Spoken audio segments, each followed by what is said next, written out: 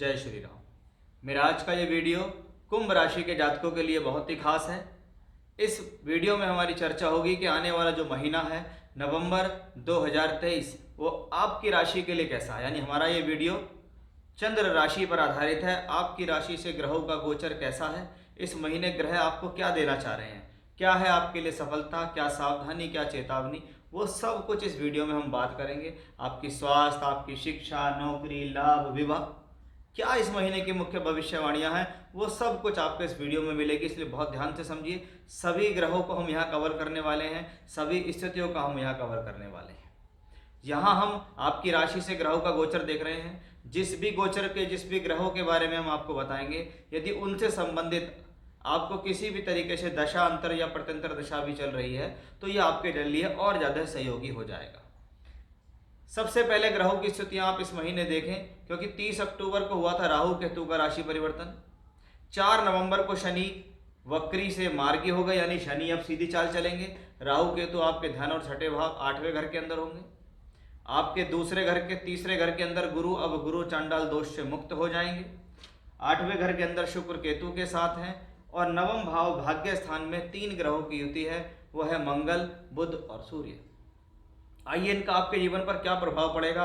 सबसे अच्छी और पॉजिटिव बात आपके लिए यह है कि आपकी राशि के मालिक जो शनि वक्री हैं, जो कि वक्री होकर चल रहे थे अभी तक यहाँ, अब वो मार्गी हो जाएंगे। इसमें सिर्फ एक चीज़ का डिफरेंस आएगा। मैंने इससे पहले भी इससे संबंधित वीडियो बनाया था, आप लोगों ने उसको देखा भी, बहुत सारे लोगों ने उसको ऑब्जर्व भी करा, कहीं ना कहीं उनके लिए वो चीज़ें सही भी हुई कि शनि आपकी राशि के मालिक होकर राशि में है, अपनी स्वराशि के अंदर हैं, अपनी मूल त्रिकोण राशि के अंदर हैं, तो मजबूत है। अगर वो ग्रह वहाँ वक्री हुआ है तो वो भी आपके लिए कहीं ना कहीं कॉन्फिडेंस लेवल को बढ़ाने वाला ही है। लेकिन ये शनि को हेल्थ के हिसाब से बहुत अच्छा नहीं माना जाता कि जितने समय काल में शनि वक्री रहा, किसी न किसी प्रकार से स्वास्थ्य से संबंधित समस्या रही। शनि वायु के रोग, स्नायु तंत्र के रोग, जॉइंट्स पेन देने वाला प्लेनेट है, तो इस प्रकार के ये रोग देने में सक्षम है। अब शनि की होगी सीधी चाल। 4 नवंबर को शनि वक्री से मार्गी हो जाएंगे। इस महीने का पहला और सबसे शुभ और सबसे बेहतर बदलाव शनि के रूप में होगा। यानी अब आपकी लाइफ में अगर छोटे मोटे कोई काम रुके हुए भी हैं तो वह किसी न किसी तौर पे अच्छे और बेहतर स्थिति में यहाँ चलते दिखाई देंगे। तो सबसे पॉजिटिव बात, सबसे अच्छी बात हमारे लिए शनि के रूप में मिल गई है, जो आपकी राशि के लॉर्ड भी हैं।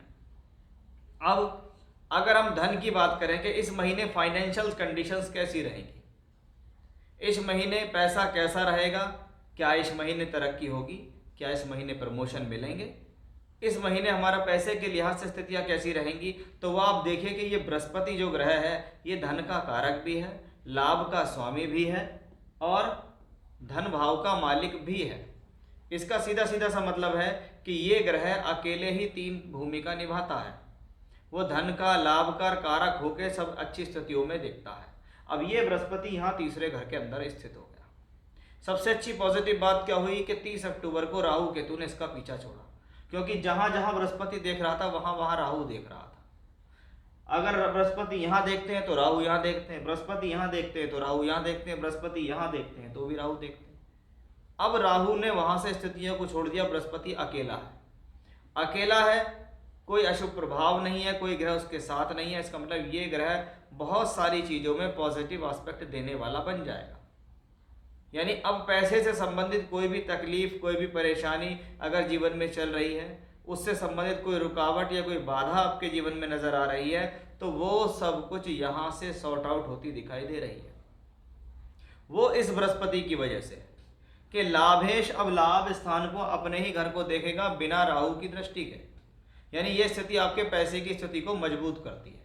अगर लाइफ में आर्थिक समस्या किसी भी तरीके की चल रही है, चाहे नौकरी में हो, व्यापार में हो, वो कहीं ना कहीं अब सॉल्व होती दिखाई देंगे। यानी धन के हिसाब से ये महीना कहीं ना कहीं पॉजिटिव है। वहीं धन भाव में राहु है। राहु केतु से संबंधित विस्तृत जानकारी, विस्तृत वीडियो मैंने बना चुका हूं, आप मेरे चैनल पर जाकर देखिएगा कि राहु केतु क्या कर रहे हैं, ये राहु और केतु आपको कैसा फल देंगे। उसमें मैंने बहुत विस्तृत जानकारी आपको दी है। बहुत मोटे तौर पे देखें तो राहु धन भाव में अधिकतर शुभ माना जाता है। राहु बृहस्पति की राशि में और बृहस्पति यहाँ, यानी राहु बृहस्पति के फल देने वाला भी होगा। यानी फाइनेंस और धन के हिसाब से ये महीना मजबूत है। प्रोफेशनली देखें कि ये महीना काम धंधे के हिसाब से कैसा जाएगा, नौकरी व्यापार के हिसाब से कैसा जाएगा। तो उसमें अगर हम देखें तो इनका जो स्वामी ग्रह है वो मंगल है। वो मंगल ग्रह बैठा हुआ है 9th हाउस में, अच्छी स्थिति में है, क्योंकि कर्म भाव का मालिक भाग्य स्थान में है। कर्मेश का भाग्य स्थान में जाना शुभ है। उसके साथ पंचम भाव के स्वामी बुध भी हैं, यानी ये भी इसको पूरा सहयोग दे रहे हैं। इसका मतलब सीधा सीधा मंगल और जो बुध की युति बनी हुई है ये आपकी प्रोफेशनल लाइफ के लिए शुभ है। जब मैं प्रोफेशन की बात करता हूं तो मैं आपके नौकरी, आपके व्यापार, आप जो भी कर्म करते हैं उसके लिए अच्छा है। 16 नवंबर को मंगल यहां से निकलकर यहां पहुंचेगा। सबसे अच्छा एक और परिवर्तन हम यहां कह सकते हैं, क्योंकि जैसे ही मंगल यहां से निकलकर यहां पहुंचेगा वो शनि और मंगल एक दूसरे को दृष्टि देंगे, यानी ये एक और पॉजिटिव वाइब्रेशन हमें यहाँ देखने के लिए मिलता है। एक और अच्छी स्थिति हमें यहाँ देखने को मिलती है कि 16 नवंबर के बाद स्थितियाँ आपके और ज़्यादा हित में हो जाएंगी। वहीं 16 नवंबर के बाद ही बुध ग्रह भी यहाँ पर आ जाएगा। इसका मतलब है कि बुध भी उसके साथ साथ बैठकर धन योग बनाएगा।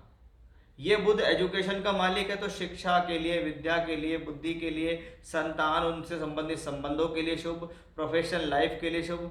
पंचम दशम का योग तो वैसे भी शिक्षा करने के बाद नौकरी दिलाता है, या जो हमने पढ़ा या जो हमने सीखा उससे आपको काम दिलाता है, उससे आपको धन दिलाता है। ये पंचम का और दशम का योग कहलाता है। तो ये मंगल बुध की युति लगातार धन योग की तरफ जाती दिखाई दे रही है। वहीं सूर्य सप्तमेश है, और ये सप्तमेश सूर्य नीच के हैं, यानी भाग्य स्थान पे नीच के सूर्य का प्रभाव पड़ रहा है। ये कहीं ना कहीं उस चीज को प्रॉब्लमेटिक बनाता है। उसके पीछे एक रीजन और है कि भाग्य स्थान में नीच का सूर्य है और भाग्येश शुक्र 8वें घर में नीच का है। इसको दो तरीके से समझें। पहला, भाग्य बनाने के लिए अगर संघर्ष करना बंद किया तो रिजल्ट मिलने बंद हो जाएंगे, क्योंकि आपका भाग्य इस महीने नीचता होकर चलेगा और राहु केतु अक्ष पर चलेगा। इसलिए एफर्ट्सों में कमी नहीं आनी चाहिए, एक बात। दूसरा, शुक्र को वैवाहिक जीवन का कारक भी माना गया है और सप्तम भाव का स्वामी सूर्य भी नीच का है। इसका मतलब कम से कम भैया इस पूरे महीने विवाह और वैवाहिक संबंधों को बना के चलें, क्योंकि विवाह का स्वामी भी नीच का, विवाह का कारक भी नीच का है। भले ही सूर्य 16 नवंबर के बाद यहाँ पहुँच जाएगा, लेकिन कहीं ना कहीं आधा महीना तो इस तरीके का है ही है जो आपकी प्रॉब्लम्स को बढ़ा सकता है। उसके बाद भी प्रॉब्लम पूरी तरीके से खत्म नहीं होंगी, क्योंकि शुक्र वहाँ नीच के होंगे। एक और विशेष बात है कि इस महीने 16 नवंबर के से लेके 30 नवंबर तक आपकी राशि से कर्म भाव में राजयोग बनेगा। मंगल, बुध और सूर्य ग्रह, जिसमें सूर्य और मंगल तो दशम भाव में दिग्बली हो जाते हैं। यानी आप देखेगा तो 16 नवंबर के बाद की स्थिति प्रोफेशनली, इकोनॉमिकली और भाग्य सभी तौर के देखें तो बहुत अच्छी हमें पॉजिटिव यहाँ दिखाई देती है। यानी कह सकते हैं कि आने वाला जो समय है नवंबर 2023 वो आपकी बहुत सारी प्रॉब्लम्स को सॉल्व करने वाला है, बहुत सारी समस्याओं को हल करने वाला है, और उन समस्याओं को हल करके आप अपने जीवन में आगे बढ़ने वाले हैं, इसमें भी कोई संदेह नहीं है। तो एक अच्छा समय हम कह सकते हैं कुंभ राशि के जातकों के लिए नवंबर 2023 में देखने के लिए मिलेगा। जय श्री राम।